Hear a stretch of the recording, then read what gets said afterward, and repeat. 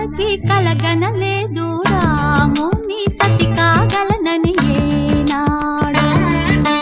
రాముడు అనుకోలేదు జానకి పతి కాగలనని ఆనాడు.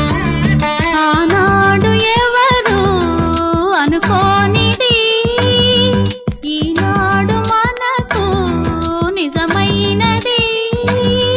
ఆ రామాయణం మన జీవన పారాయణం. రాముడు అనుకోలేదు జానకి పతి కాగలనని ఆనాడు.